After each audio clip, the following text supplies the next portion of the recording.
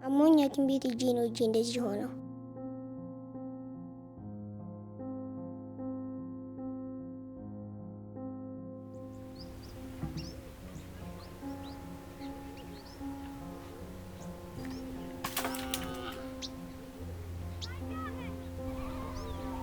ስሜ ጀማል ይባላል። የምኖረው ከአክስቴ ጋር ነው። 7 ዓመት ሞልቶኛል።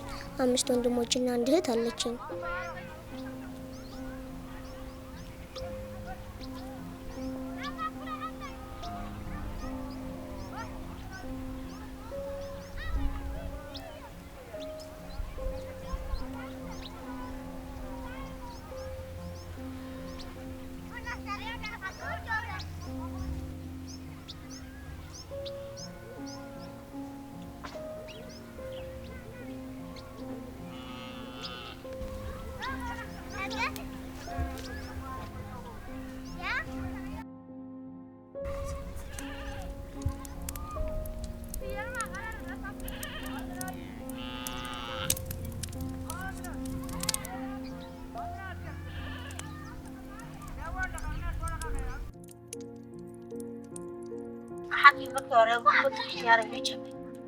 ሐኪም ቤት በወሰድነው ሰዓት እጁን በጣም አሞት ነበር። ከዛሬ ነገ ይሻለዋል ብለን ስንጠብቅ ቆዳው እየተነሳ ስጋው መታየት ጀመረ።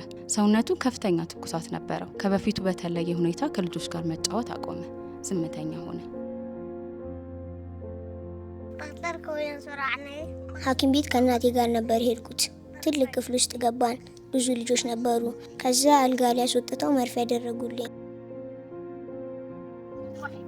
ሐኪሞቹ እጁ ከዚህ በታች መቆረጥ አለበት አሉ። በዛ ሰዓት እንዲተርፍ ወሰድኩት እንጂ ሁኔታውን ሳይ ሊመጣ እንደሚችል ገምቼ ነበር። ለማማከር ብዬ አባቱ ጋር ስደውል እጁንም አጥቶም ቢሆን በህይወት ይትረፍልን አለ።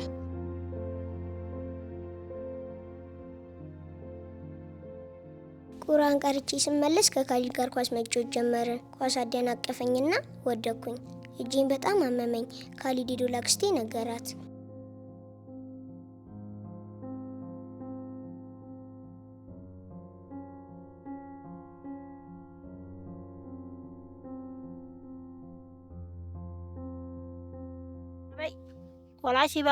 ልጄ መውደቅ እውነቴ ደውላ ስትነግረኝ ጅጅጋ ነበርኩኝ። ሄጄ ሳየው እጁ ተሰብሯል። ለሐኪም ቤት ገንዘብ አይበቃኝም ብዬ ወደ ባህል ሐኪም ወሰድኩት። እዛ ከወሰድኩት በኋላ እጁን ጎትተው በካርቶንና በጨርቅ አድርገው ጫፉና ጫፉን በገመድ አሰሩለት። በሶስተኛው ቀን እጁ መጥቆር ጀመረ። አጥብቆት ይሆናል ብለን ገመዱን አላላንለት። ነገር ግን እየባሰበት መጣ።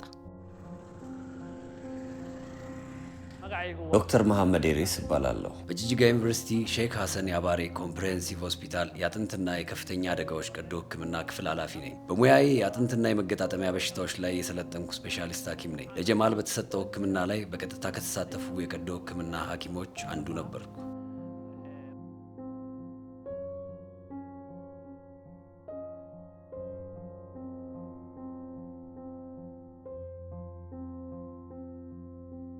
ይሄ ሁሉ ውስብስብ ነገር የተፈጠረው ቀላል የነበረው ስብራት በባህላዊ የአጥንት ሕክምና ባለሙያ አጥብቆ በመታሰሩ ነው። ስብራት በጥብቅ በሚታሰርበት ጊዜ የደም ዝውውር ይቋረጣል። ይህ አጥብቆ ማሰር ከ4 ሰዓታት በላይ ከቀጠለ ነርቮችና ጡንቻዎች መሞት ይጀምራሉ። ከ5 እስከ 6 ሰዓታት ከቆየ ጉዳቱ ዘለቂታዊ ይሆናል። የጀማል እጅ ለብዙ ቀናት ጠብቆ በመታሰሩ ነው ወደ ጋንግሪን የተቀየረው።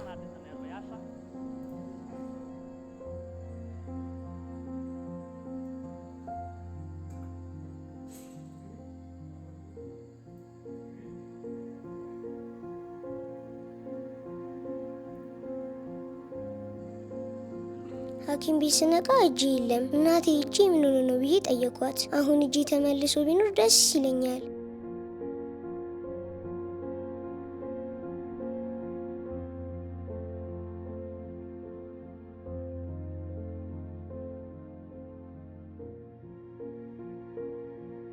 ብዙ ሰዎች ስብራት አጋጥሟቸው ከሐኪም ቤት ድነው ሲወጡ አይቻሉ። ነገር ግን የሕክምና ወጪ በጣም ከባድ ነው። እኔም አቅም ቢኖረኝ ኑሮ ልጄን ወደ ባህል ሐኪም ባልወሰድኩት ነበር። እንደኔ ኑሯቸው ዝቅተኛ የሆኑ ሰዎች ሕክምና የሚያገኙበት መንገድ ቢመቻች መልካም ነው።